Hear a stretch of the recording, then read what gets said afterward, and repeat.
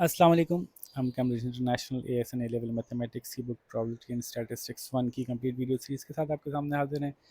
इस सिलसिले में हम चैप्टर 1 की एक्सरसाइज 1C कर रहे हैं और आज उससे क्वेश्चन नंबर 9 देखेंगे। अगर जल्दी हो गया तो 10 भी साथ में मिला लेंगे। परसेंटेज दी हुई है age wise. Age following is a student currently at a university given by percentage. Ages are rounded to the number of whole years. 18 साल से कम का कोई बच्चा नहीं है। 18 से 19 के 27% बच्चे हैं। ये सब परसेंटेज में फ्रीक्वेंसी दी हुई है, कम्युलेटिव नहीं है और आपने कम्युलेटिव फ्रीक्वेंसी पॉलीगॉन बनाना है तो जाहिर है फिर आपको उसके हिसाब से डेटा को एडजस्ट करना पड़ेगा। तो वो मैं ज़रा ऐड करके वीडियो को शॉर्ट रखने के लिए पॉज करके फिर दोबारा दिखाता हूँ आपको। ठीक है जी, ये मैंने डेटा पर कुछ बढ़ा दिया है, क्यूमुलेटिव कर दिया है फ्रीक्वेंसीज़ को और क्लास विड्थ निकाल दी है। इस सर्कल में जो क्लास विड्थ है और इसका पॉलीगॉन मेरे पास बना हुआ था वो मैं आपको दिखा देता हूँ। ये इसका पॉलीगॉन आ गया।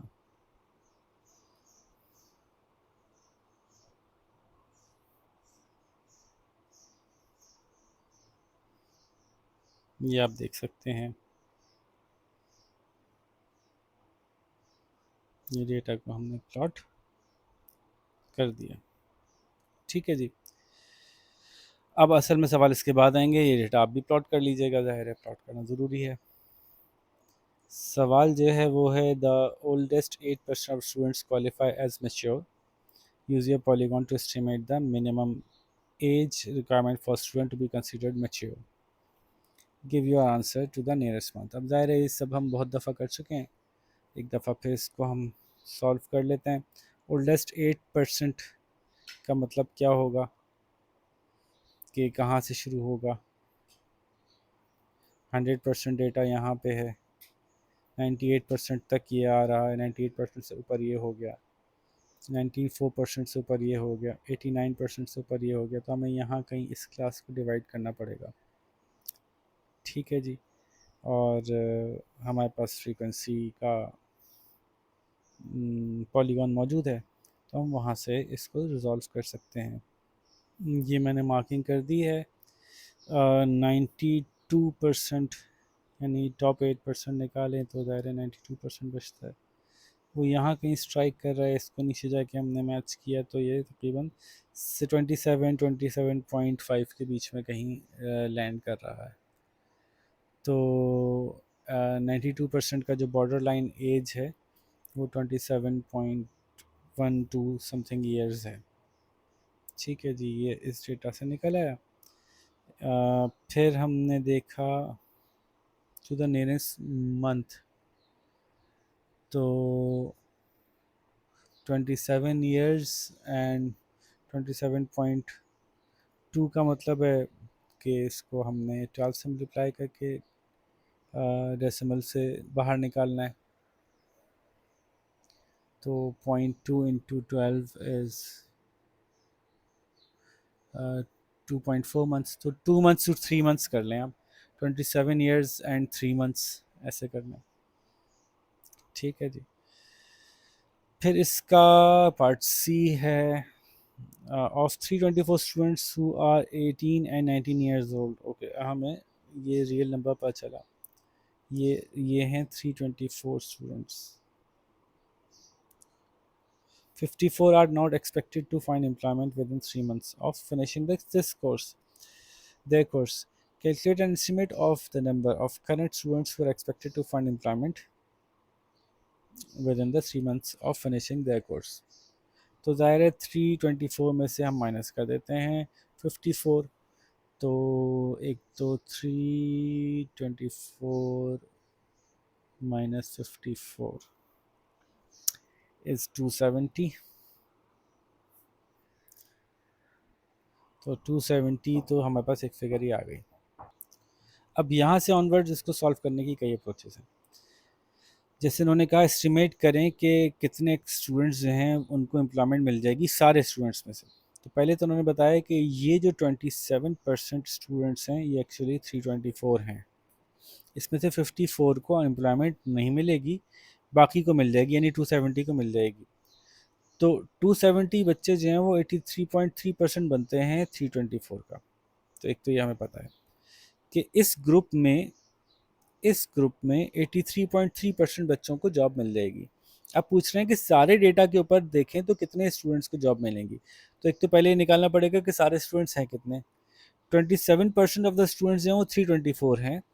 तो सारे स्टूडेंट्स कितने होंगे वो इस तरह से आप निकाल सकते हैं कि सारे स्टूडेंट्स 1200 होंगे। 27% of X was 324, then X is equals to 1200। ठीक है, ये बात समझ में आती है। टोटल 1200 बच्चे हैं इस ग्रुप में, 83.3 को जॉब मिल रही है। तो 1200 का 83.3 निकाल लेते हैं। 1200 into 83.33 upon 100। So 1200 into 83.33 divide by 100 is equals to 999.96, which is equals to 1000 students। तो टोटल डेटा का जो एस्टिमेशन है वो 1000 स्टूडेंट का बन रहा है।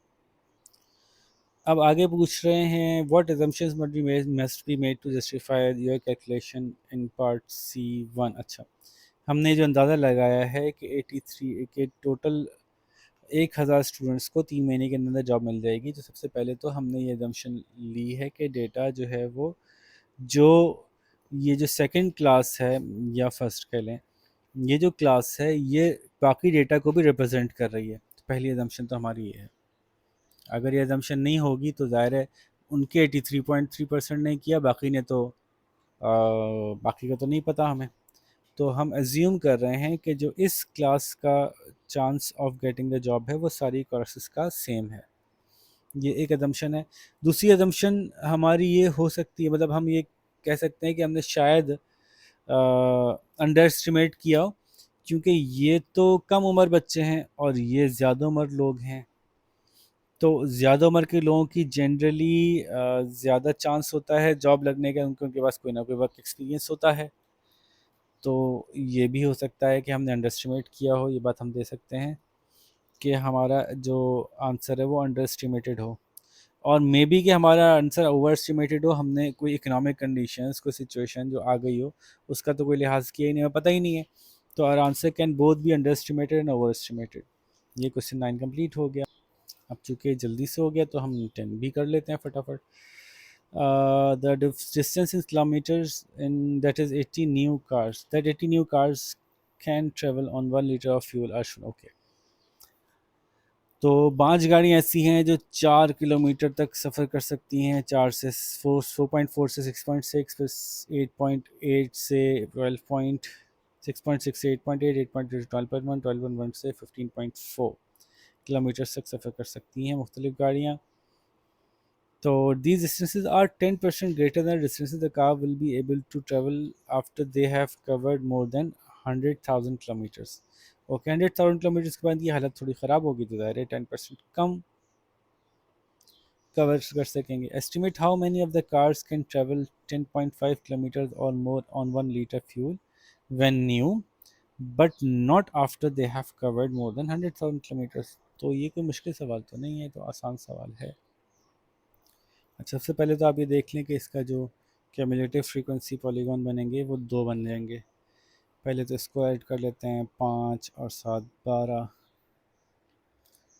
12 और 52 64, 64 और 12 76, 76 और 480। ठीक है, ये तो सेम रहेगा क्योंकि नंबर ऑफ़ कार्स तो यही है। इसी में कुछ डिफरेंस आएगा इसमें, क्योंकि अभी ये 4.4 कवर कर पा रही हैं, अब यही गाड़ियाँ इससे 10% कम कवर कर पाएंगी, 0.44 कम कर पाएंगी। तो 4.4 में से 0.44 माइनस कर दें तो ये 3.96 बन जाता है। 6.66 में से माइनस कर दें 0.666, तो 6.66 नहीं है, 6.6 है, 0.66, तो ये 5.94 बन जाता है। 8.8 में से माइनस कर दें 0.88, 7.92 बन जाता है। 12.1 में से माइनस कर दें 0.121, ये 11.979। ये मैं 10% कम कर रहा हूँ ना, तो वो सीधा सीधा कम कर रहा हूँ, कोई इसमें रॉकेट साइंस तो है नहीं। 15.4 में से माइनस कर दें 1.54, ये हो गया 13.86। इसमें कुछ गड़बड़ तो नहीं की मैंने? 12.1 में से माइनस किया 1.21, हाँ ये गड़बड़ की है मैंने। ये है 10.89। ठीक है, 10% माइनस करा है ना भाई। और 18.7 में से 18.7 में से माइनस किया 1.87, ये बन गया 16.83। ठीक है, अपर बाउंड्रीज के साथ हम प्लॉट करते हैं, और 4.4 पे ज़ीरो ले लेंगे, यानी 3.96 पे ज़ीरो ले लेंगे, और फिर डेटा को अपर बाउंड्री के साथ प्लॉट करेंगे। तो डेटा को प्लॉट करके मैं आपको दिखाता हूँ, आपको बात समझ में आ जाएगी कि दो कर्व बनेंगे तो इससे हमें बहुत अच्छी तरह पता चल जाएगा कि वो कौन सी कार्स हैं जो कि 10.5 किलोमीटर या उससे ऊपर अभी भी ट्रैवल कर सकेंगी। तो let me show you the data. ये देखिए, ये चार्ट बन गया है। जो डार्क कलर है ये न्यू कार्स हैं, और जो डैश्ड है वो पुरानी जब होने के बाद का डेटा है। तो सेम ही है, क्योंकि क्वांटिटीज नंबर सेम है, सिर्फ उसकी जो हमारी ये वाली वैल्यूज़ हैं इस पर फर्क पड़ा है एक्स एक्सिस पे, इसलिए शिफ्ट हुआ है टुवर्ड्स लेफ़्ट। तो अब देखिए, आपके पास यहाँ पे नंबर ऑफ़ कार्स तो आ रही हैं, हमें क्या चाहिए? हमें डिस्टेंस पर किलोमीटर चाहिए 10.5। 1 2 3 4 5, ये है 10.5। तो 10.5 को मार्क करता हूँ मैं ज़रा।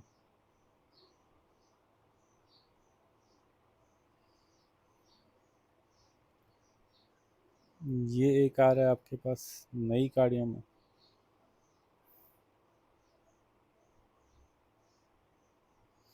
और ये आ रहा है पुरानी गाड़ियों में। ठीक है जी। तो ये डेटा ये शो कर रहा है कि पहले 40% से ज़्यादा गाड़ियाँ ऐसी थी जो कि 10.5 या उससे ज़्यादा करती थी, और अब जो है वो आई थिंक 50, इसको दो दो कर लें तो 58 है आई बिलीव। तो 58, अच्छा ये परसेंट नहीं है, ये नंबर्स ही है। 58 गाड़ियाँ, गाड़ियों से कम गाड़ियाँ ऐसी हैं जो ऐसा कर पाएंगी। यानी अब 58 गाड़ियों के बाद शुरू होगी कहानी, पहले 40 गाड़ियों से बात शुरू हो रही थी। तो टोटल कार्स कितनी थी हमारे पास? टोटल कार्स आई बिलीव हमारे पास थी, let me see again, total cars 80 थी। तो अब डेटा को इंटरप्रेट कर लेते हैं। पहले जो है वो 40 कार्स ऐसी थी जो कि 10.5 से ऊपर कर लेती थी। अब जो है वो 58 माइनस 80 विच इज़ 22 कार्स ऐसी हैं जो कि कर पा रही हैं। अब सवाल असल में ये था कि ऐसी कितनी गाड़ियां हैं जो पहले तो 10.5 कर सकती थी, अब नहीं कर सकती। तो वो हम इसके डिफरेंस से निकाल लेंगे कि ये देखिए ना, कि ये नंबर ऑफ़ कार्स जो थी ये सब पहले यानी 40 थी जो 10.5 कर सकती थी। अब जो है वो 40 से ऊपर, यानी हाँ 40 से ऊपर 40 थी। अब जो है वो कितनी कर सकती हैं? अभी हमने निकाला था 58 कर सकती हैं। तो यानी कितना हुआ ये? 22 कर सकती हैं, पहले 40 कर सकती थी। पहले 40 कार्स ऐसी थी जो कि 10.5 या उससे ऊपर कर सकती थी, अब 22 कार्स ऐसी हैं जो 10.5 या उससे ऊपर कर सकती हैं। तो डिफरेंस कितना आया इन दोनों में, ये निकाल लीजिए आप। तो इससे हमें जो है वो पता चल जाएगा कि कितनी कार्स कर सकती थी और अब नहीं कर सकती। ठीक है, तो ये एक आंसर हो गया। अच्छा सॉरी, 40 में से 22 निकालेंगे ना, ये गलती कर रहा हूँ। पहले 40 कर सकती थी, अब 22 कर सकती हैं, तो पहले से अब 18 ही ऐसी हुई जो पहले कर सकती थी, अब नहीं कर सकती। ओके ओके, क्लियर हो गया। और ये आप यहाँ से भी निकाल सकते हैं, इन दोनों का जो डिफरेंस आ रहा है ये भी इसको रिप्रेजेंट कर रहा है। ठीक है, ये 22 ही 18 ही बन रहा है, 22 से जा नहीं रही बात, क्या बात है।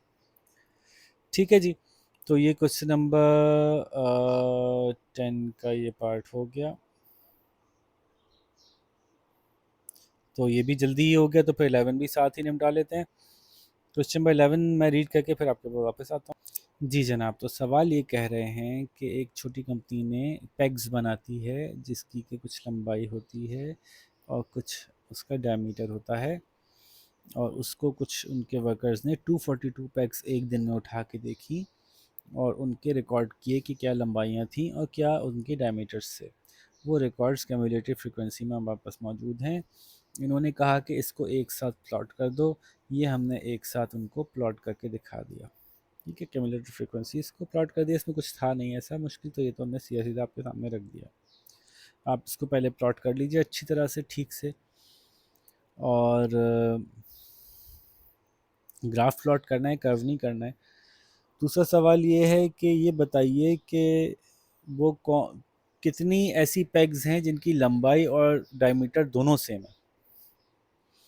तो ये हमें यहाँ से नज़र आ रहा है कि कम से कम कितनी है, तो ज़ीरो पे तो दोनों सेम है, ज़ीरो लंबाई चौड़ाई पे सेम है, यानी ना ना ना ना लंबाई है कोई ना चौड़ाई, यानी ज़ीरो फिगर एक सेम आ रही। एक जगह जाके और इनकी लंबाई चौड़ाई सेम आती है, क्योंकि इसकी लंबाई 2 से शुरू हो रही है, इसकी इसका डायमीटर 1 से शुरू हो रहा है, तो और इसका डायमीटर बढ़ते बढ़ते एक पॉइंट आता है कि 2 को क्रॉस करता है, और 2 को क्रॉस करके 2.5 तक आता है, जबकि इसकी लंबाई इस पॉइंट पे 2 से शुरू होकर 2.5 तक जा रही है, ऐसा है। तो ये वो पेग्स की कॉमन शेयर्ड एरिया है, ये वाला, जहाँ पे कि इनकी लंबाई चौड़ाई सेम होती है। तो ये तकरीबन 20 ऐसी हैं, यहाँ से अगर शुरू करें ना, ये 222 से 242 तक 20 ऐसी चौड़ाइयाँ हैं, ऐसी पेग्स हैं जिनकी चौड़ाई जो है वो 2 से बड़ी है, और ये तकरीबन 8 ऐसी हैं जिनकी अप टू 2.5 है इसमें। तो 20 और 8 ये बनती हैं तकरीबन 28, 28, जिनकी लंबाई चौड़ाई सेम हो सकती है, क्योंकि एक ही पैग को अलग एक साथ नहीं नापा गया, इसलिए हम हो सकती है ही कहेंगे, एक्चुअली है नहीं है हमें नहीं पता, क्योंकि जिसकी आपने नापी थी दो, एक्चुअली उसकी लंबाई जो थी कुछ और थी, तो ज़ाहिर है वो हम एग्जैक्टली इस तरह से नहीं कहेंगे। फिर आगे चलते हैं, इसका है next question. A peg is acceptable for the use when it satisfied कि लेंथ 2.8 से बड़ी हो और डायमीटर 2.2 से छोटा हो। तो एक्यूरेट को नहीं बना सकते, suggest what company should do differently so that. Okay, पहले तो इस सवाल को समझ लें कि 2.8 से बड़ी लेंथ की कितनी पेग्स हैं। लेंथ में 2.8 ये रहा, 27 ऐसी हैं जो कि उससे छोटी हैं, बाकी सब उससे बड़ी हैं। तो 242 में से 27 छोटी हैं, तो 215 बड़ी हैं। और डायमीटर 2.2 इन्होंने बोला, 2.2 डायमीटर जाके बैठ रहा है यहाँ, इससे कम कम एक्सेप्टेबल है, तो ये फिगर बन रही है 198 की। जो एक्सेप्टेबल नहीं बची वो बची 44 तकरीबन, कमोबेश। तो ऐसी जो एक्सेप्टेबल हो लेंथ वाइज वो 215 हैं, ऐसी जो एक्सेप्टेबल हो डायमीटर वाइज वो 198 हैं, ऐसी जो नॉट एक्सेप्टेबल हैं लेंथ वाइज वो 27 है, ऐसी जो नॉट एक्सेप्टेबल हैं डायमीटर वाइज वो 44 है। अब सवाल है कि ज़्यादा से ज़्यादा कौन सी ऐसी होंगी, कितनी ऐसी होंगी जो ठीक होंगी। अब एक मसला है ना कि जिसकी लेंथ नापी थी आपने कि 24 थी या 2.4 थी या 2.5 थी या 4 थी उसकी लेंथ, क्या उसी का डायमीटर जो है वो 2 से कम था या नहीं, ये हमें नहीं पता। लेंथ नापने वाले बंदे ने अलग से लेंथ नाप ली, उसी का की उसी को रिप्रेजेंट कर रही है, सेम डेटा को रिप्रेजेंट कर रही है लेंथ और डायमीटर, ये नहीं पता। तो ऐसा हो सकता है कि एक एक्सेप्टेबल हो लेंथ वाइज लेकिन वो अनएक्सेप्टेबल हो डायमीटर वाइज। तो अगर हम खुश ख्याली रखें तो जो ज़्यादा से ज़्यादा ऐसा हो सकता है कि एक्सेप्टेबल हों, तो ये सब जिनके डायमीटर्स ठीक थे, हम ये एक्सेप्ट करते हैं कि उनकी लेंथ भी लेट्स सपोज ठीक होगी, तो 198 होगा। आप कहें कि सर तो फिर हमने ये क्यों नहीं लिया? क्योंकि हमें पता है कि 215 की लेंथ ठीक है, लेकिन 215 का डायमीटर ठीक नहीं है। तो इन 215 हमें पता है 198 का डायमीटर ठीक है, तो कम से कम हम ये एज्यूम कर सकते हैं कि लेट्स सपोज इन ये 198 इन्हीं में फॉल करती हैं। अगर मैं कहता 215 की लेंथ ठीक है, ये सब का डायमीटर भी ठीक होगा, तो ये बात दुरुस्त नहीं है, क्योंकि डायमीटर सिर्फ 198 का ठीक है और 215 का डायमीटर ठीक नहीं है। तो इन दोनों में से छोटी वैल्यू हमने उठाई और हमने कहा कि ज़्यादा से ज़्यादा जो ठीक हो सकती हैं वो हो सकती हैं कि 198 की 198 डायमीटर वाली जो थी उनकी लेंथ भी सबकी ठीक हो। ये ज़रूरी नहीं है, लेकिन बाय मैक्स यही हो सकता है, इससे ज़्यादा ठीक नहीं हो सकती। और बुरे से बुरा हाल ये हो सकता है कि जो 198 हमने निकाली थी उनमें से सारी यही वाली ख़राब लेंथ वाली निकली। सारी 27 की 27 जिनकी लेंथ ख़राब थी वो इन्हीं 198 में थी। तो ज़रा माइनस करते हैं, 198 में से 27 को माइनस करते हैं, तो 198 माइनस 27 इज़ 171। तो ये कम से कम अगर सही होंगी तो ये तो ठीक होंगी कम से कम, कि अगर सारी जिनके डायमीटर्स ठीक थे उनमें जो खराबी वाली लेंथ थी वो सब उसी में शामिल थी, उनको निकाल दिया तो फिर भी 171 तो ठीक होंगी ही। अच्छा, इसका कन्वर्स करके देख लेते हैं। सारी जिनकी के लेंथ ठीक थी उनमें से निकाल देते हैं वो जिनके के डायमीटर ख़राब थे, ये सब इसी में आ गए। तो 215 में से 44 माइनस कर दें तो इत्तेफाक से फिर भी 171 ही बन रहा है। बहरहाल हमें लेना इसी से, क्योंकि हमने इसी को मैक्स रखा है। तो बेहतरीन सूरत ये हो सकती है कि 198 की 198 जिनके डायमीटर ठीक थे उनकी लेंथ भी ठीक थी, और बदतरीन सूरत ये हो सकती है कि 198 जिनके डायमीटर ठीक थे उन सब में वो सारी जिनके की लेंथ ख़राब थी वो सब उसी में आ गई।